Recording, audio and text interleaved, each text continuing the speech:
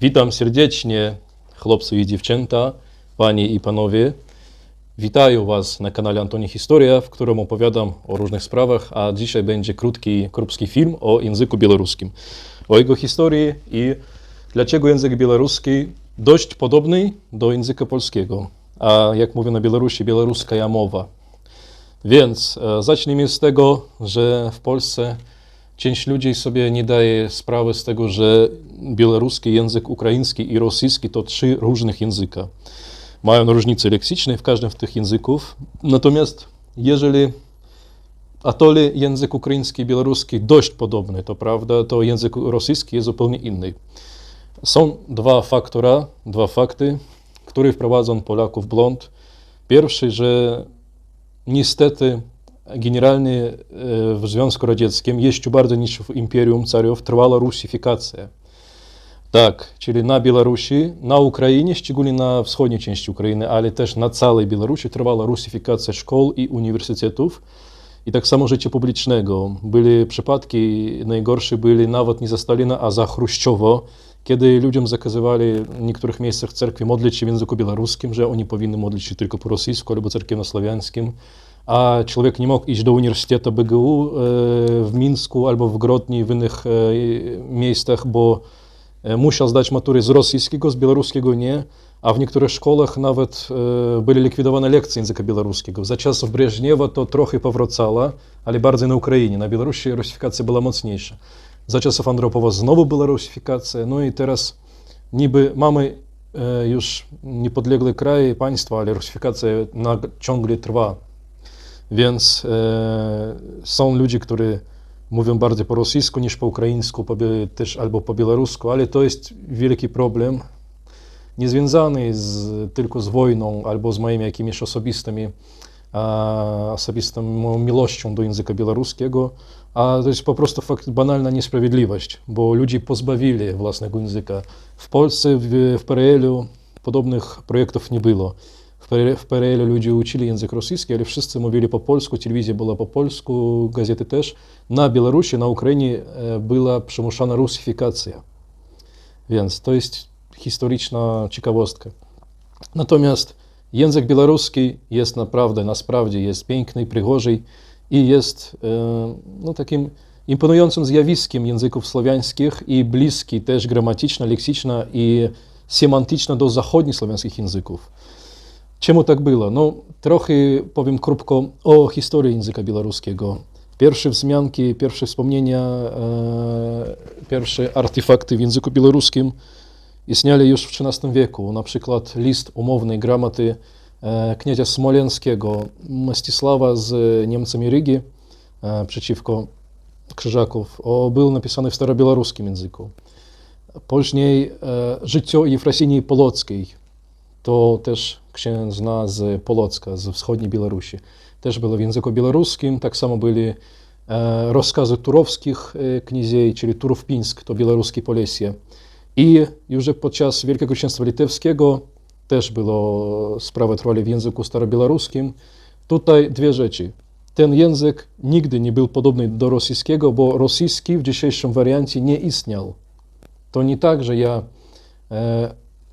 wreszcie w ogóle wykluczam język rosyjski. Nie, no każdy język ma swoją historię, każdy jest ciekawym i tak dalej. Natomiast język rosyjski jest mocno modernizowany w XVIII wieku, już za czasów Piotra I, Piotra II, Jelizawiety i Katarzyny I, Katarzyny II. Język się zmieniał. Natomiast język białoruski i ukraiński są bardziej archaicznymi językami i język białoruski był też trochę spolonizowany pod czasów XVI-XVII wieku, bo co można jeszcze powiedzieć? Pierwsze Biblii drukowane w języku białoruskim to po 1512-11 rok albo 13 1500 autorstwa Franciszka Skoriny. Franciszek Skorina, Białorusin, ale też Litwin, bo wychodzi z Wielkiego Księstwa Litewskiego, ale tak samo Polonus, czyli Polak dla Europejczyków, który uczył się w Pragie czerskiej i drukował Biblię na język białoruski tych czasów. I tutaj możemy nawet znaleźć w tych tekstach pewne polonizmy i wpływy czerskiego, bo do dnia dzisiejszego Białorusini mówią wielmi, co znaczy bardzo. Czyli wielmi w języku czerskim, słowackim tak samo znaczy bardzo. I Białorusiny mają tą konstrukt, natomiast w niektórych dialektach zachodniobiałoruskiego, tuż między Grodnym a Białymstokiem, ludzie mówili bardzo, czyli wzięli to z polskiego. Polonizacja trwała wśród szlachty i mieszczaństwa, natomiast rolnicy mówili w języku białoruskim. I przykład języka białoruskiego, no, mogę powiedzieć, wielmi przygorzej dziewczyna.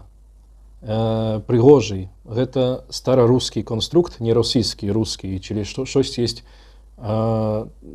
przygarniętego jak podobnie do słowa ogarnąć po polsku, ale też do słowa garno w języku ukraińskim. Natomiast wielmi to słowo, o którym wspominałem wcześniej. Też po białorusku robić to robić. To nie tylko polonizm, a starosłowiańskie słowa. Natomiast słowo działać nie jest też typowo rosyjskim słowem, bo Czesi również mówią działać. I to są różne gałęzie tych słowiańskich rozmów tych czasów. Natomiast język białoruski jest dość bliski do języka polskiego w wariancie rozmownym i można porównać tu pewne słowy. Dam teraz kilka przykładów na koniec wideo, żeby to zaprezentować, bo po polsku mówimy budynek, po białorusku budynek, po ukraińsku budynek, po rosyjsku mówimy zdanie, coś innego. Po polsku mówimy dziś, po czersku dnieś, w języku białoruskim to już będzie сьогодні, сьогодні, albo w ukraińsku сьогодні, tak jak po rosyjsku сегодня. Natomiast ta konstrukcja jest też ściśle słowiańska, czyli oznacza siego dnia, tego dnia, w wariancie ukraińskiej цього dnia, przez literkę C. Tutaj niektórzy mogą na tych przykładach pomyśleć, że białoruski to mieszanka rosyjskiego i polskiego, to będzie kłamstwo. Natomiast nie wykluczono, że pewne konstrukcje w białoruskim współczesnym mogą być istnieniem wpływów i rosyjskich, i polskich, które istniały w XVIII-XIX wieku. Natomiast my mamy cały szmat, cały ogrom słów białoruskich, które pochodzą z tych starożytnych czasów.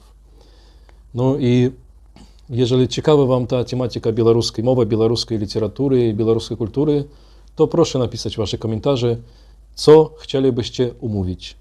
A ja po białorusku pożegnаюсь z Wami. Wielmi пригоже i wielmi ciekawo mnie rozmawiać o sprawach Białorusi, потому что они и меня частково дотычатся.